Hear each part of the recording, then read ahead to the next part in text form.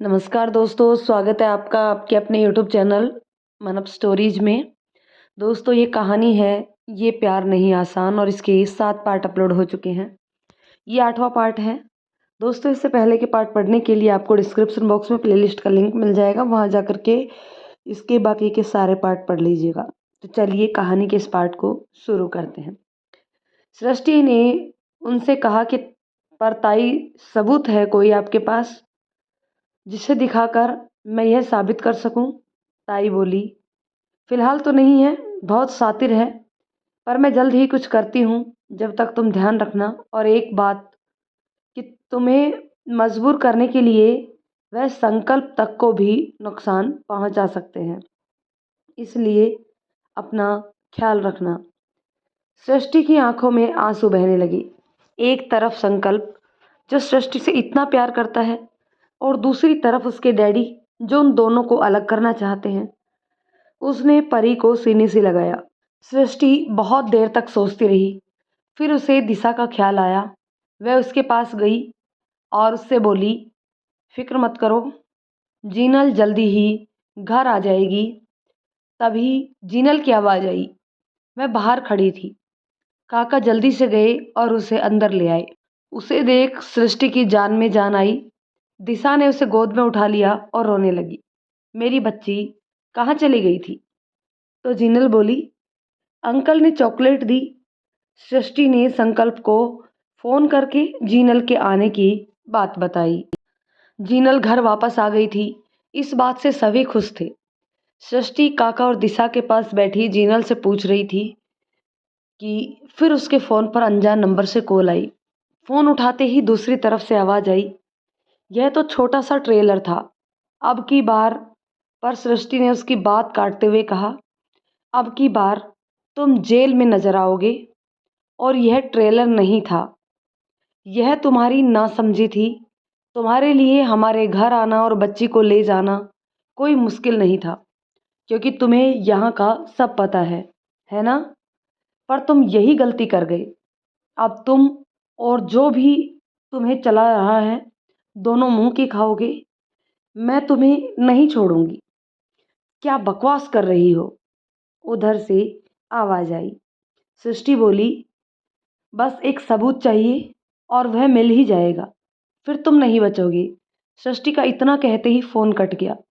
वह सोचने लगी, ताई बिल्कुल ठीक कह रही थी, यह संकल्प के डैडी ही है। थोड़ी देर में संकल्प पुलिस के साथ आया। पुलिस ने बच्ची से पूछताछ करनी चाहिए, पर वह कुछ बता नहीं पाई, सिवाय इसके कि उसे दाढ़ी वाले अंकल पार्क में ले गए थे। सृष्टि बोली, सर आप सीसीटीवी की फुटेज देख लीजिए, शायद कुछ मिल जाए। पुलिस ने कहा, आप चिंता ना करें, अपराधी जल्दी ही पकड़ा जाएगा। और फुटेज लेकर पुलिस वहां से चली गई। संकल्प ने सृष्टि को समझाया कि वह घर के अंदर ही रहे और परी और खुद का ख्याल रखे। सृष्टि ने कहा, संकल्प खतरा तो तुम्हें भी है, तो तुम भी केयरफुल रहो। अच्छा, संकल्प डैडी नहीं आए, कहाँ है वो? संकल्प ने बताया कि वो किसी काम से बाहर हैं, शहर से बाहर, शायद कल आ जाए। सृष्टि बोली, इतना सब सुनकर भी? संकल्प बोला, सृष्टि अब छोड़ो भी, मैं हूं ना। पुलिस भी अपनी छानबीन में लग गई है, साथ ही सृष्टि और ताई भी अपने तरीके से जुट गए। काका थोड़ी देर बाद आए और बोले, बिटिया खाना तैयार है। सृष्टि बोली, काका आप परेशान क्यों हो रहे हैं, खाना खा लेंगे। काका बोले, बिटिया मुसीबत की घड़ी तो है ही, बड़े साहब भी नहीं है, पर खाना ना खाने से क्या होगा, सुबह से किसी ने कुछ नहीं खाया है। सृष्टि को याद आया कि सुबह से भागदौड़ में संकल्प ने भी नाश्ता नहीं किया। उसने काका से कहा कि वह खाना लगाए। काका चले गए। सृष्टि ने संकल्प को कहा कि चलकर खाना खा ले। संकल्प ने बहुत मना किया, लेकिन सृष्टि किसी तरह समझा बुझा कर सभी को खाने की टेबल तक ले आई। साथ ही जीनल और दिशा को भी सृष्टि ने बुला लिया। उसने सबको अपने हाथों से खाना परोसा। दिशा अब तक डरी हुई थी, लेकिन सृष्टि ने प्रेम पूर्वक व्यवहार ने उसे सहज कर दिया। उसने खुद ही खाना खाया और परी को भी खिलाया। खाना खाते वक्त संकल्प ने कहा, सृष्टि और काका, मैं पुलिस स्टेशन जाऊंगा। तुम दोनों लोग सबका ख्याल रखना और मुझे फ़ोन करते रहना। सृष्टि ने कहा, वह सब तो ठीक है, पर मैं तुम्हें अकेले बाहर नहीं जाने दूंगी। संकल्प बोला, सृष्टि मुझे कुछ नहीं होगा, बेवजह परेशान हो रही हो। सृष्टि बोली, बेवजह नहीं संकल्प, बहुत बड़ी वजह है, पर तुम नहीं समझोगे। 1 मिनट रुको। पर संकल्प उसकी बातों को अनसुना करते हुए चला गया। उसके जाते ही सृष्टि ने लक्की को फ़ोन किया और शुरू से लेकर के अंत तक सारी बात बताई। लक्की को बहुत बुरा लगा कि इतना सब हो गया और संकल्प ने उसे बताया भी नहीं। सृष्टि ने कहा, भैया आप संकल्प के साथ रहना। लक्की ने उसे कहा कि आप चिंता ना करो, वह संकल्प के साथ साए की तरह रहेगा और उसे कुछ नहीं होने देगा। लक्की से बात करके सृष्टि को थोड़ी सी राहत महसूस हुई। वह परी को लेकर लेट गई।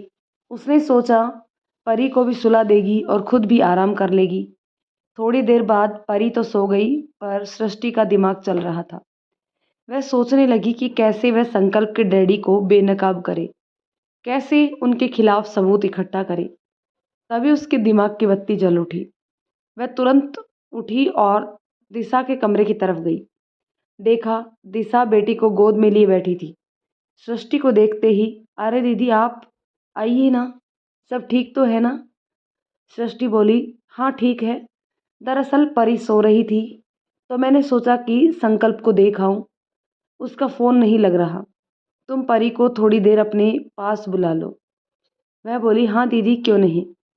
सृष्टि बोली, ठीक है, तो मैं उसे लाकर यहीं लिटा देती हूँ और जब तक मैं ना आऊँ यहीं रहना और इन दोनों का ख्याल रखना। सृष्टि जल्दी से अपने कमरे में गई और परी को दिशा और जिनल के पास सुलाकर बाहर आई। उसने देखा काका वहीं किचन में लेटे थे और शायद नींद में थे। वह वापस अपने कमरे की तरफ गई, शायद अपना मोबाइल लेने गई थी। वह लौट रही थी कि उसके कदम रुक गए। उसने सोचा, संकल्प के पास तो लकी है, यही सही मौका है, क्योंकि संकल्प की डैडी कल आएंगी। वह वापस मुड़ी और संकल्प के डैडी के कमरे में चुपचाप दाखिल हुई। इस कमरे में वो पहली बार आई थी।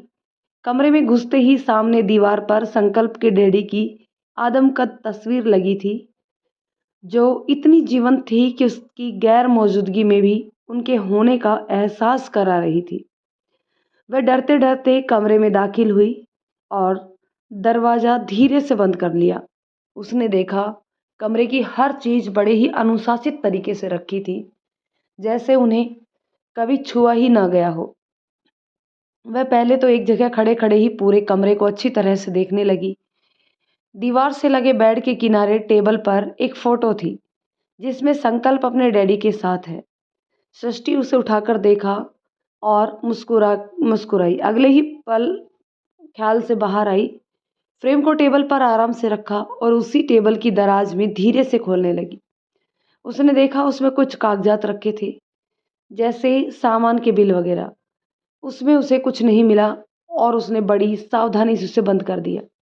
वह बार बार दरवाजे की तरफ देखती, कहीं ऐसा ना हो कोई आ जाए। बेड के पास ही एक अलमारी थी। उसने सोचा कि खोलकर देखूं, शायद कुछ मिल जाए। उसके हाथ कांप रहे थे, माथे पर पसीने की बूंदें चमकने लगी और धड़कनें भी तेज हो रही थी। पर उसने हिम्मत करके अलमारी के हैंडल को घुमाया और वह खुल भी गई। सृष्टि हैरान कि अलमारी खुली थी।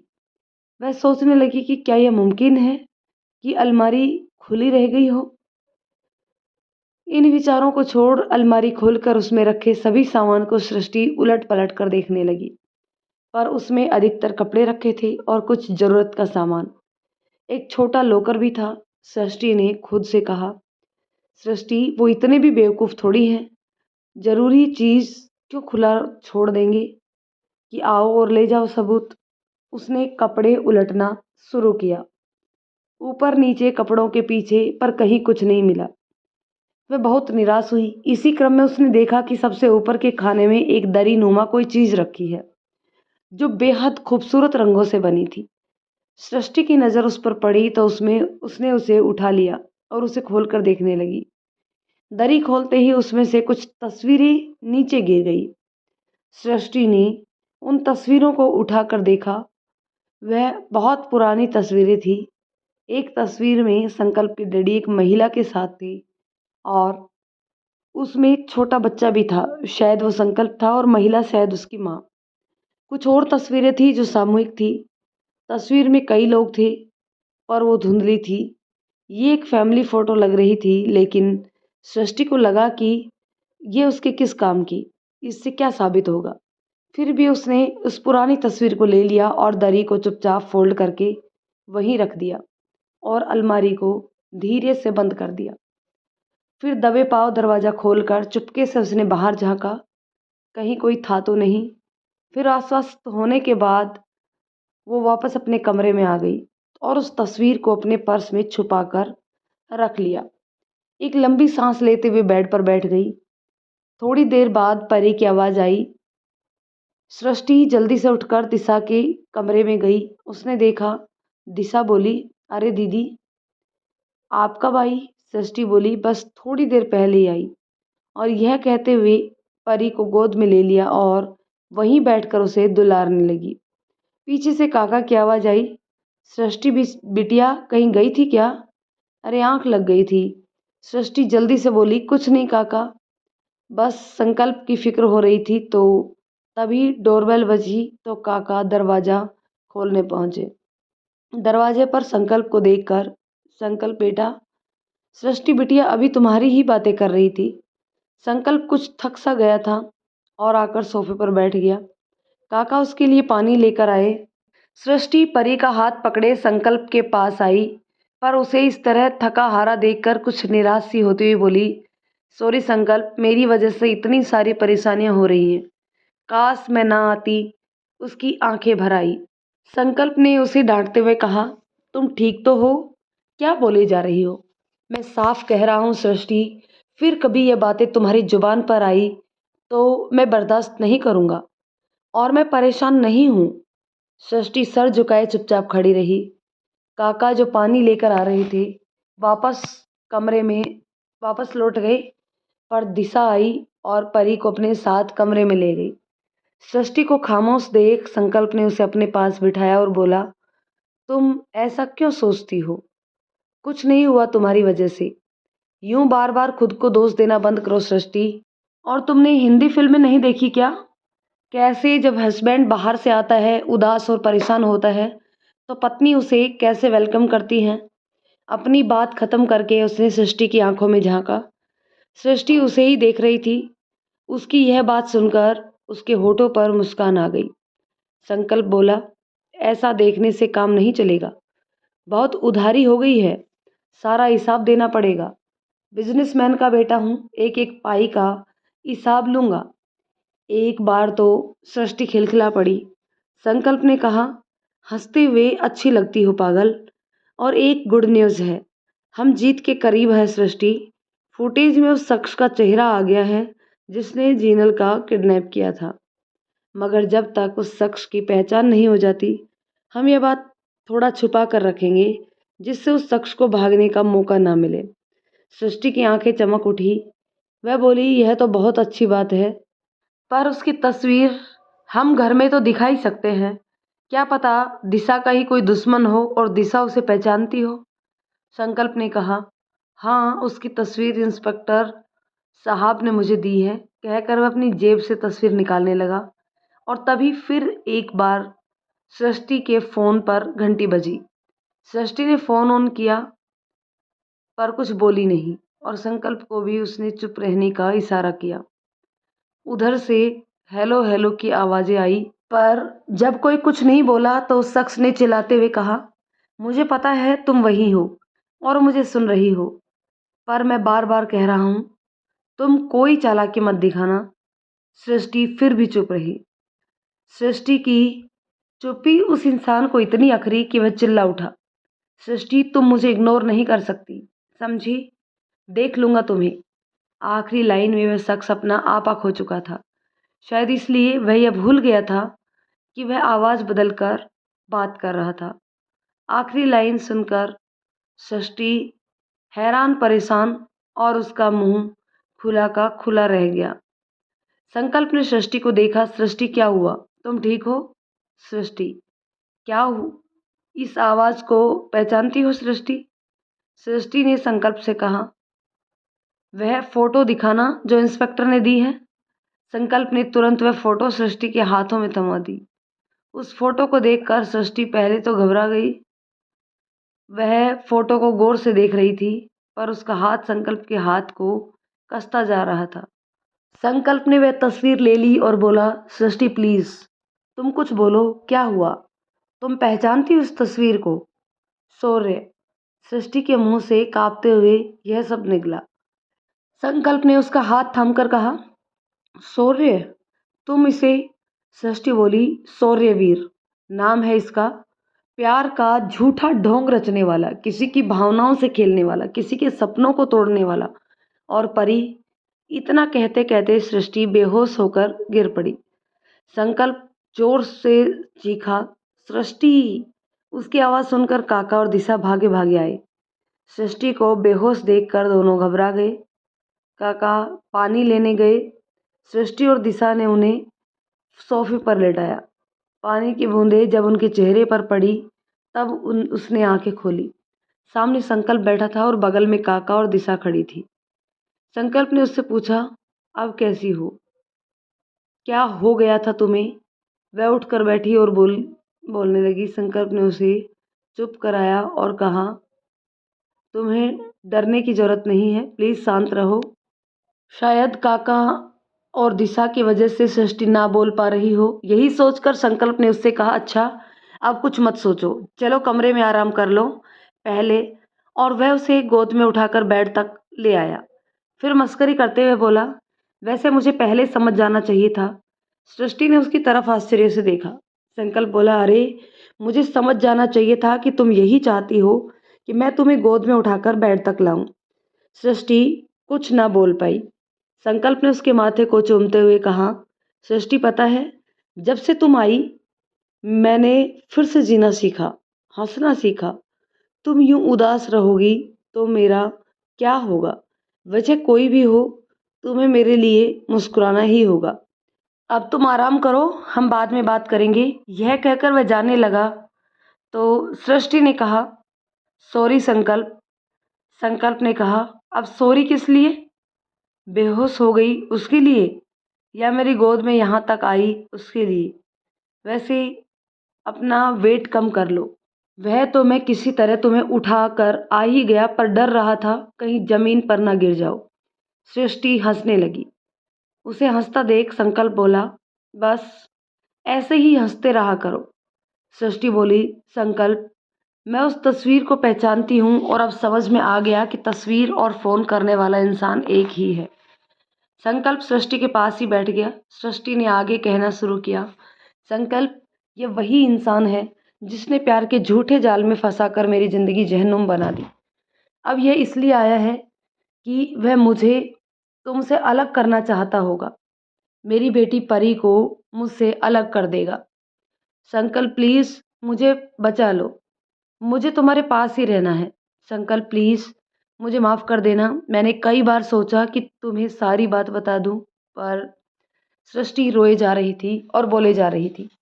संकल्प चुपचाप सृष्टि की सारी बातें सुन रहा था। उसे चुप देखकर सृष्टि बोली, संकल्प प्लीज मुझसे नाराज मत होना, मैं नहीं रह सकती तुम्हारे बिना। और वह रोते रोते संकल्प के सीने से जा लगी।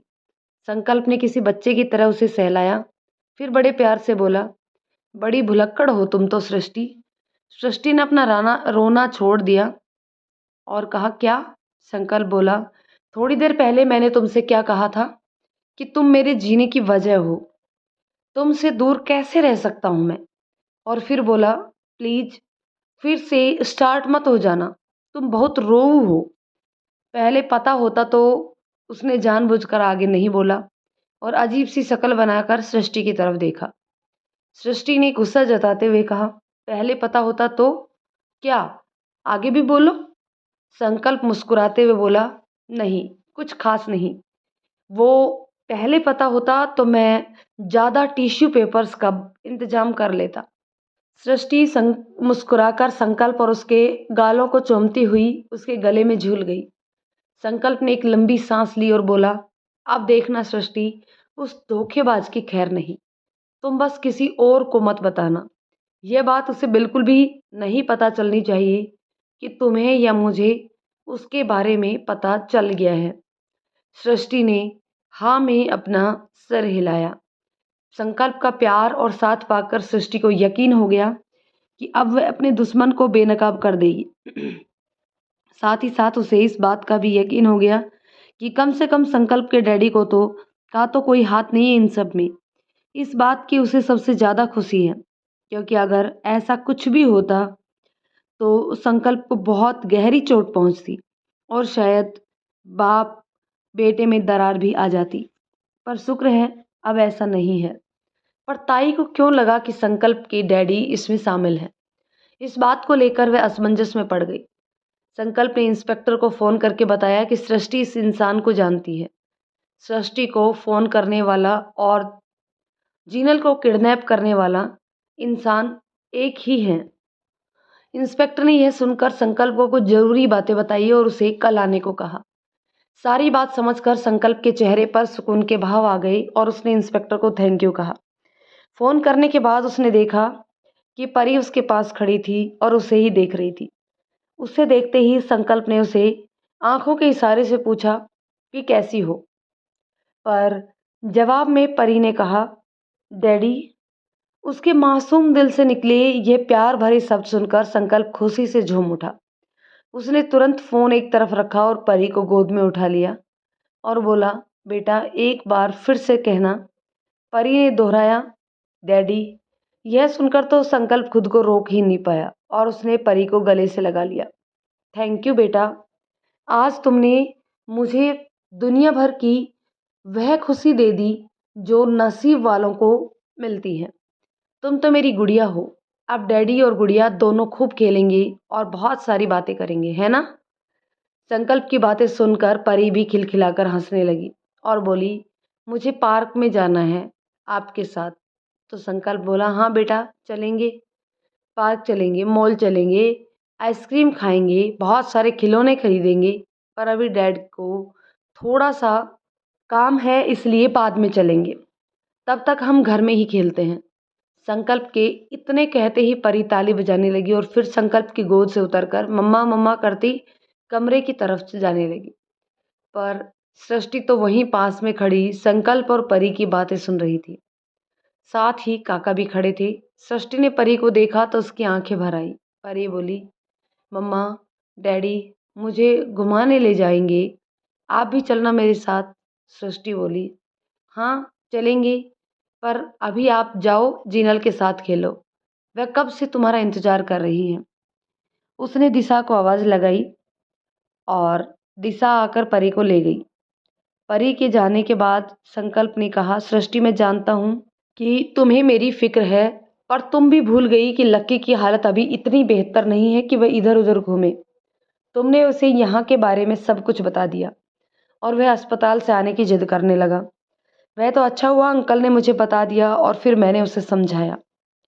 मैं ठीक हूँ सृष्टि और मुझे कुछ भी नहीं होगा, इसलिए बेवजह परेशान ना हो। दोस्तों, इस कहानी के इस पार्ट को अभी यहीं पर ख़त्म करते हैं। मिलते हैं एक और पार्ट में, तब तक के लिए ये कहानी आपको कैसी लगी कमेंट करके ज़रूर बताइएगा।